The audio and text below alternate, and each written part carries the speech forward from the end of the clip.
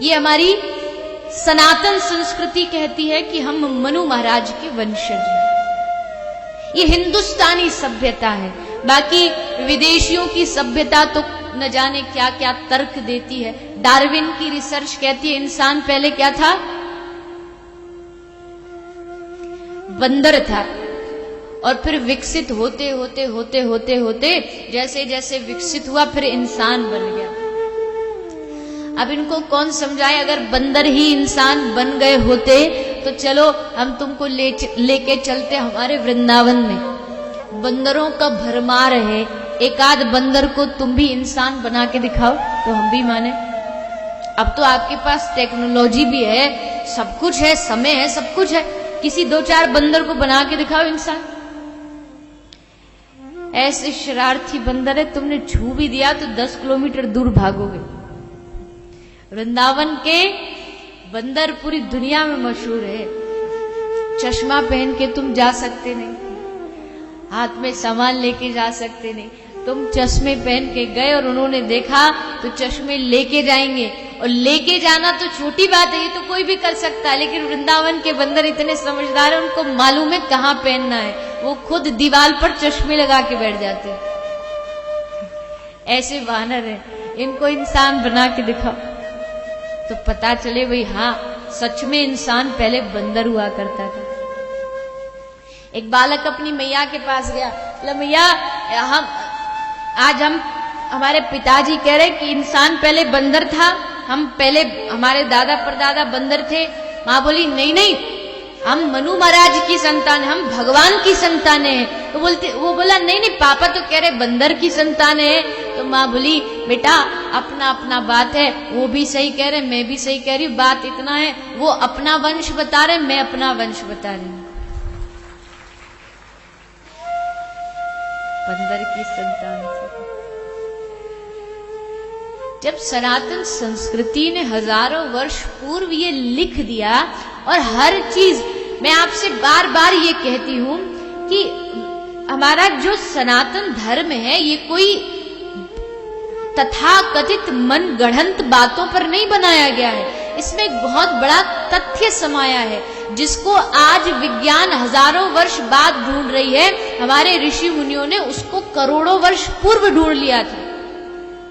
आज तुम एक हवाई जहाज बनाते हो और ये कहते हो देखो इंसान कितना विकसित हो गया, एयरप्लेन बना दिया, हम उड़ रहे हैं हवा में। लेकिन पहले के समय तो ऐसे विमान होते थे, पेट्रोल डीजल की जरूरत नहीं थी, मन से बस कहो कि यहां जाना और मन से पहुंच जाते थे।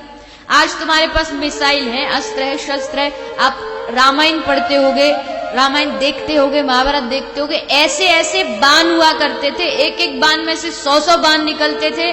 कोई बाण ऐसा है बाण चलती सबको नींद आ जाती थी, कोई बाण ऐसा था बाण चलती वर्षा हो जाती थी। इतना हमारा प्रभावशाली धर्म रहा है, इसको मनगढ़ंत नहीं बनाना चाहिए। हमारा सनातन विज्ञान कहता है कि 3 चीजों से दुनिया बनी है, इलेक्ट्रॉन, प्रोटॉन और न्यूट्रॉन। वही हमारा धर्म भी कह रहा है, बस नाम बदल गए। हमारे धर्म ने कहा दुनिया 3 चीजों से बनी है, सतोगुण, रजोगुण और तमोगुण। नाम बदला।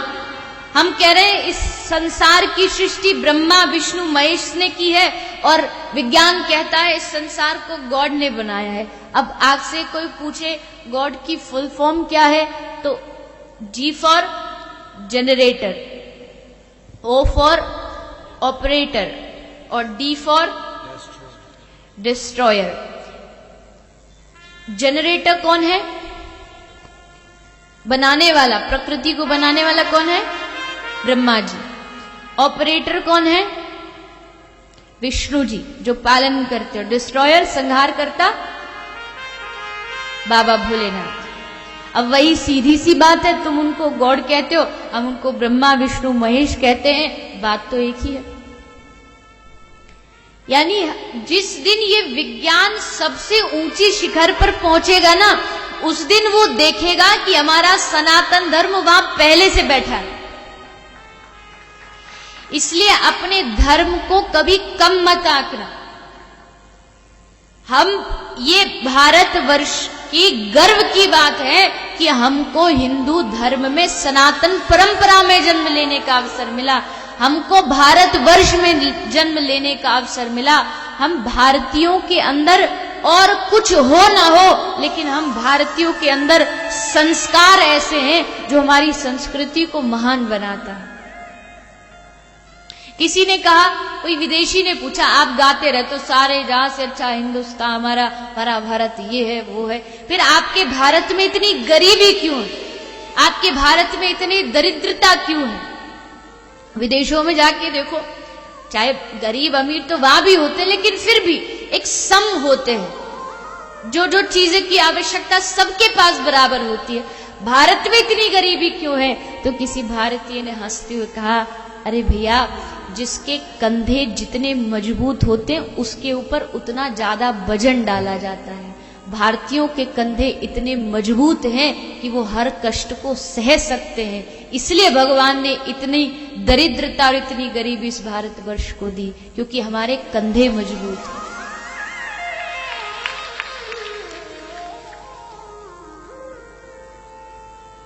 आज भी आप देखो, किसी भी कार्य में भारतीय सबसे आगे प्रकृति में है, सब प्रगति कर रहे हैं, चाहे वो चंद्रमा पे जाना हो, चाहे मंगल पे जाना हो, भारतीय कहीं भी किसी से कम नहीं है। और दुनिया की तो बात छोड़ो, भारतीयों के सामने आज तक कोई टिक नहीं पाए, क्योंकि भारतीयों का दिमाग बड़ा खुरापाती दिमाग होता है, ये कहीं भी जाके ऐसा सेट हो जाता है।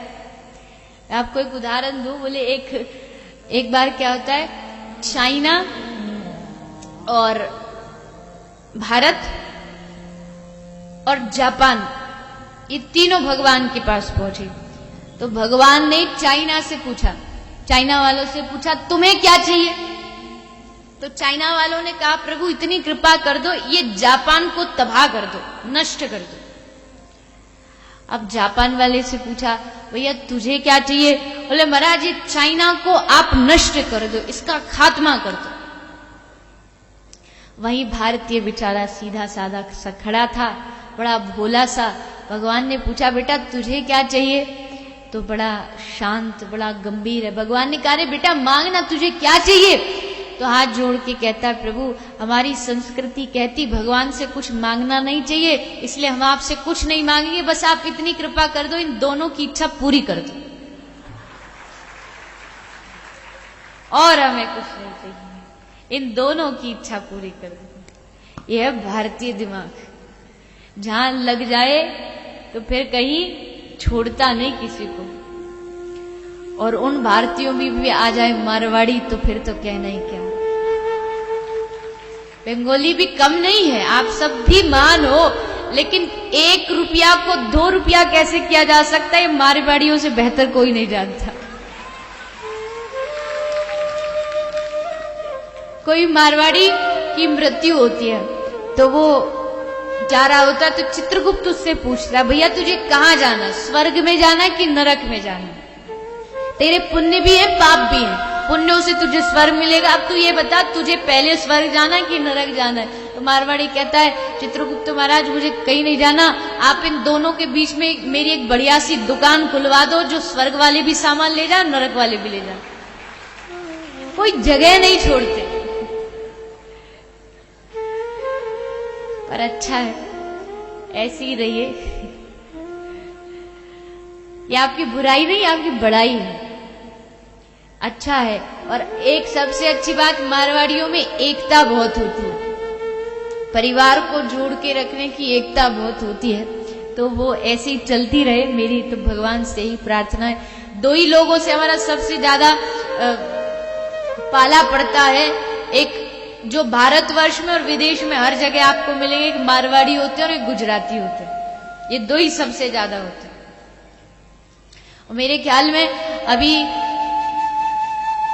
जो ऐसे विज्ञान खोज कर रहा है, कह रहा है कि अब धीरे धीरे समय आएगा और हम मंगल पर चांद पर रहने के लिए स्थान ढूंढ रहे हैं कि चांद पर जीवन है कि नहीं है। तो चांद पर जब ये पूर्ण तरीके से खोज हो जाएगी और फिर वहां प्लॉटिंग होगी, तो शायद पहला जो प्लॉट होगा वो भी किसी मारवाड़ी का ही होगा।